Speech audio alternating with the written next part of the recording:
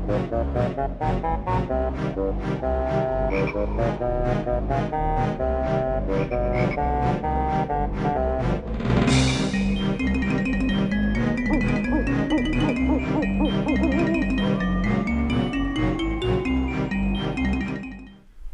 welcome to Flashback, episode 11. We actually got this far. Yeah, can you believe it? And of course, as always, we're looking at games from the yesteryear, so to speak. And we're just going to have a quick kind of overview of it, things we liked, things we didn't like, favourite moments, scenes, and so on. Hopefully check out the other episodes if you're not sure what it is. We tend to fill in with lots and nice footage and music and stuff to kind of have a history over it, but brief as well. So we're doing Banjo-Kazooie. Banjo-Kazooie in the Nintendo 64. It's a platform video game developed by Rare, originally released for the N64, as I said, in 1998. North America on the 29th of June, EU in July, and it's the first in the Banjo-Kazooie series. It would later get a re-release on the Xbox 360 in 2008, and if you're still looking for it now, you can find it on Rare Replay compilation on Xbox One, which was released in 2015. Although that version is just the Xbox 360 version anyway. Yep. But it's there if you want it, basically.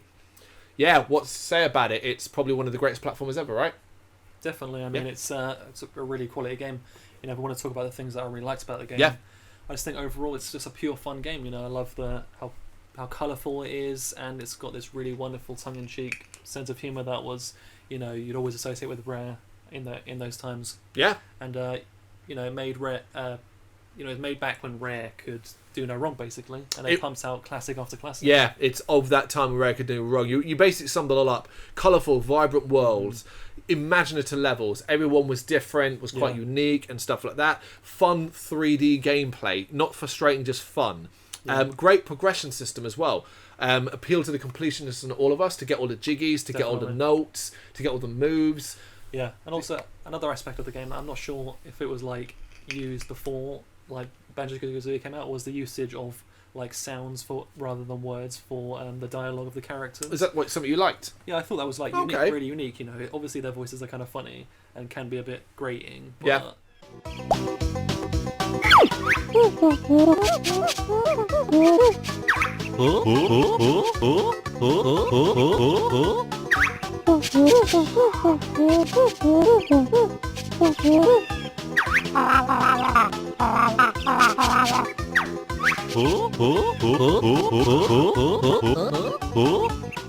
I'm sure it's probably done for the budgetary reasons rather than like, because how many characters are in the game? Yeah, you haven't got to pay voice actors, really. Voice actors. That's true. But you know, the game wouldn't be the same without that in it. Yeah. It's a decent length as well. You know, it's one of those it's widely regarded as one of like loved enough that people are always like, oh, bring back Banjo-Kazooie, and then they go, oh, they're back in Super Smash Brothers. Yeah. Shut up, you pricks! You know. It's true. Yeah, I think the level designs are all really quite unique, and there's a nice variety to them. Do you have a specific level that you love the most? Obviously, like the earlier on ones like really stick with me, like the Mumbo's Mountain, that kind of thing. Cove one was the Treasure Trove Cove. That one always sticks with me. Well, we'll come to that actually, because that's more it kind of hits all the predictable settings. Oh yeah, desert, snow, platformer. Yeah, they're all like varied enough. Yeah, and like I've got more that I liked about the game. It's a really great game. So the soundtrack, of course, is very memorable. You know, it might not be the sort of one you slap on your iPod because it's it's you know, the songs, they suit the game, but they're not like technically great music. Yeah, you wouldn't play them on their own. I agree with you on that one. Yeah.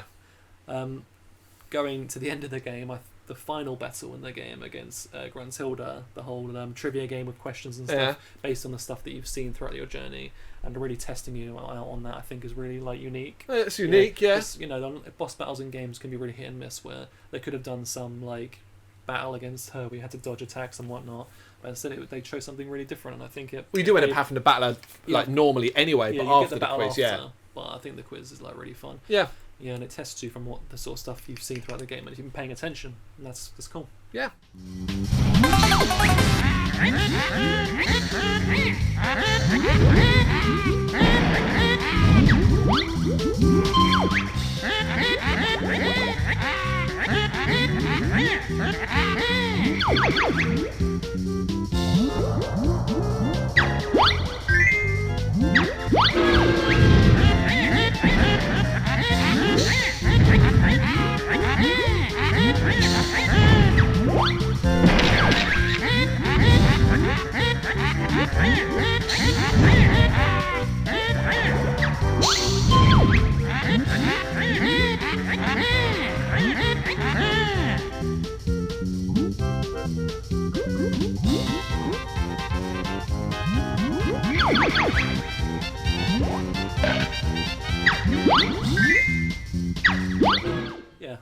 Any more likes? Yeah, I think the.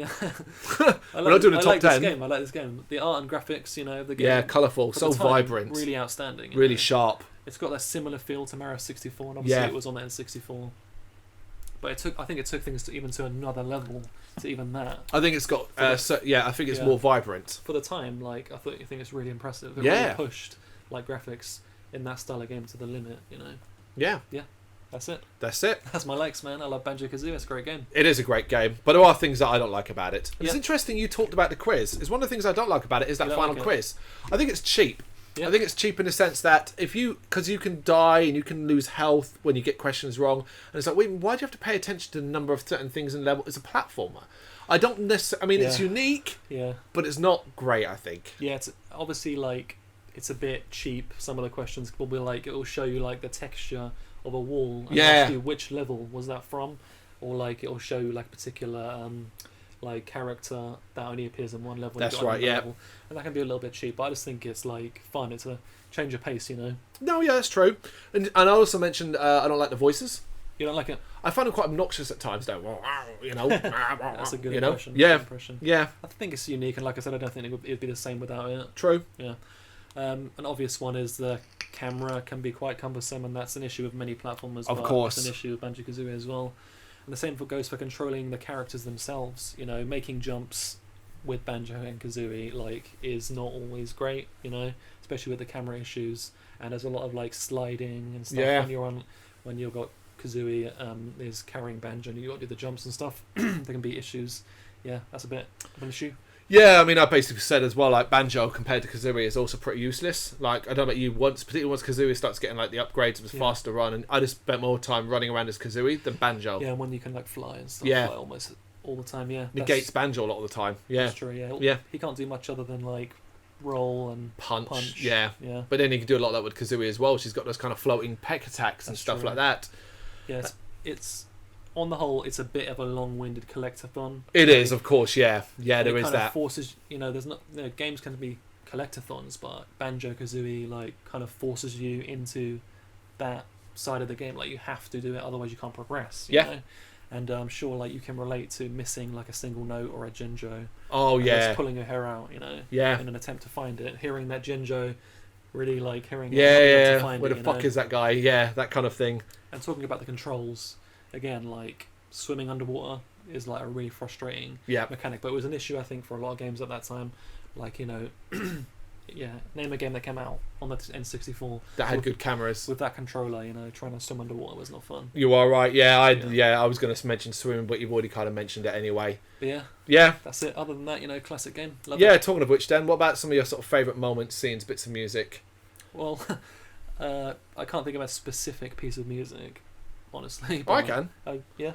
The ever-changing Teddy Bear's Picnic style of music that plays in Gruntilda's lair. As you move through each area, it will adapt to it. So we go to Freezery Peak, it will sound a little bit wintry. Mm-hmm. Go to the desert, it sounds a bit Far Eastern. That kind of thing. True, that's cool. Yeah. It's well done. No, that's very true, actually. Yeah, they're good.